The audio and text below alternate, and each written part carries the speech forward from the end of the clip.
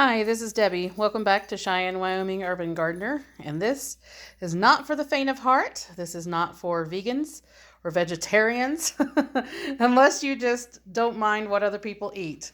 But what we found today is I sent my partner out to King Soopers. That's our local grocery store here that has their main subsidiary is Kroger, I believe, and that's a grocery store that we had back east when I lived in Tennessee. I'm originally from East Tennessee, and we have Kroger's there. And this is Ribeyes.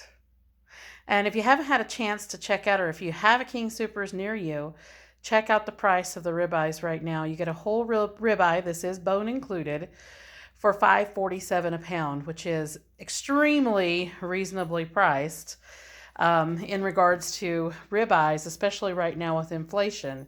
So what my partner did was he went out there and got the largest one, 25 pounds worth of ribeyes, and I am right now cutting out the bones and slicing it up. These are my slices. They are big slices, but hey, that's kind of what happens when you're slicing it off yourself. But I think I'm doing a pretty good job. I never was a butcher or anything. I've got my knife sharpener over here, and there's my knife. But so far we have got 7 ribeyes, and 1 ribeye, because they are so big, actually feeds 4 of us. And one of them was a rather larger one because I just now figured out how to get between the sinew on the bone. And after I figured that out, the slices became a lot nicer. Right now they're sitting at about 1 inch to 1.5 inches as far as slices. And that's about what my partner likes. He likes the meat kind of thick. So that's what we're doing right now. Of course, we could trim off the kind of the rind, and it just fell over, kind of the rind that has to do with the steak, but that's okay. We don't mind that. We're going to leave it on, and I actually take the trimmings that are left over and I go ahead and put them in a big stock pot and make some bone broth out of it and then can the bone broth. So I'm running on about, I think I've got 4 or 5 jars of bone broth left. So I have the bones that I've already separated out over here.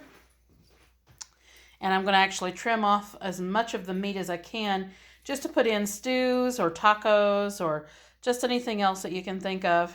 But the large chunks like that of cartilage and fat, I'm just going to put those into the pot to make up with the bone broth or beef broth, and throw a couple of vegetables in there, make some stock as well, and get that all canned up. But so far we have 7. I still have over a half of this left, so probably another 7 or so steaks and lots of trimmings. But in all actuality, when you trim off the bone, if you notice here how I've trimmed it off, I did it pretty well. And the bone pieces, like this one, do not have a whole lot of meat and fat attached to them anymore. So I could make these as just ribs, and we could eat that. Or I could trim off all of this and, like I said, make it into stew, or I like to add it into stroganoff as well.